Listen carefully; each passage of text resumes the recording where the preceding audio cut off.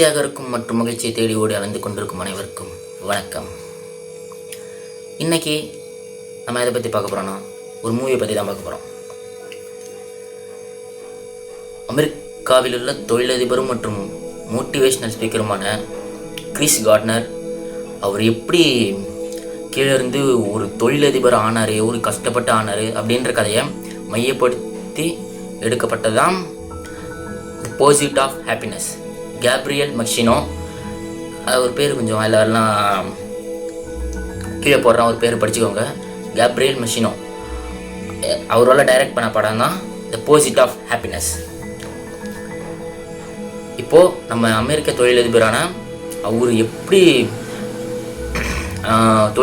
தொழிலதிபர் ஆகிறதுக்கு முன்னாடி எப்படி ஒரு வாடகை வீட்டில் இருக்கார், சொந்த வீடு கூட இல்லை, வாடகை வீட்டில் வாடகையும் கட்ட முடியாமல் வீட்டு ஓனர்கிட்ட ஒரு வாரத்தில் தந்துடுறேன், அடுத்த வாரம் தந்துட்டு எப்படி சமாளிக்கிறாரு. ஒரு காசுக்காக எப்படி ஓடுறாரு. எப்பவுமே அந்த படத்தை ஃபுல்லாக ஓடிக்கிட்டே தான் இருப்பார் ஒரு காசுக்காக.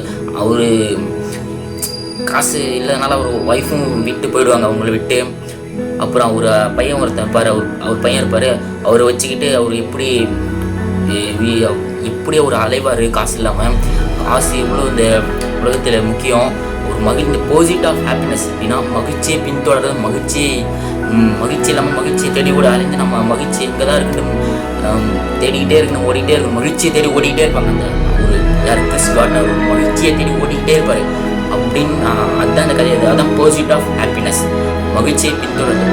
அவர் ஒய்ஃப் வந்து இருக்கும்போது அவர்கிட்ட சொல்லிட்டு போவாங்க, பையனுக்கு இது வரைக்கும் நம்ம கஷ்டம் என்னன்னு தெரியாமல் வளர்த்துட்டோம், நான் இருக்கிற வரைக்கும் ஒரு கஷ்டம், இவனுக்கு கஷ்டம் என்னன்னு தெரியாது, கஷ்டத்தை தெரியாமலே வளர்த்துட்டோம்.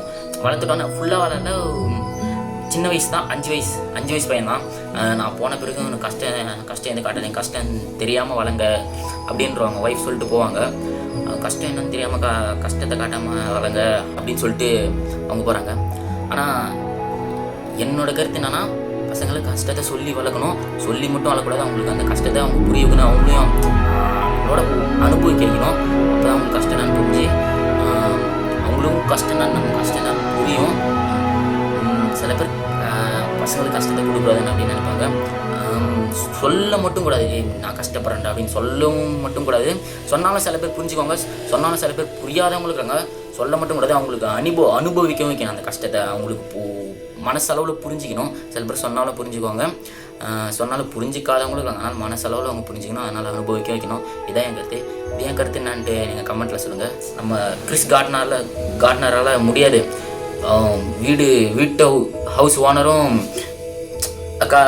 ஹவுஸ் ஓனரே ஒரு டெய்லியும் வேலைக்கு போகும்போது கண்டுக்காமல் போயிடுவார்.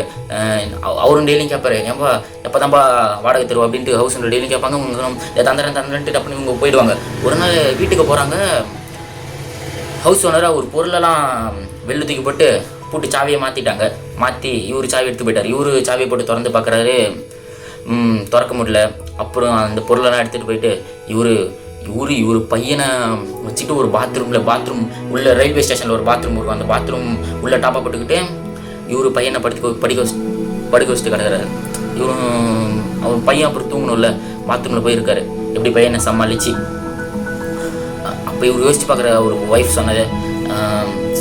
சொன்னாங்களே, பையனுக்கு கஷ்டத்தை காட்டாதீங்க, இது நம்ம கஷ்டம் காட்டாமலே வந்துடும், இனிமேல் கஷ்டத்தை காட்டாதீங்கிட்ட யோசிச்சு பார்க்குறாரு.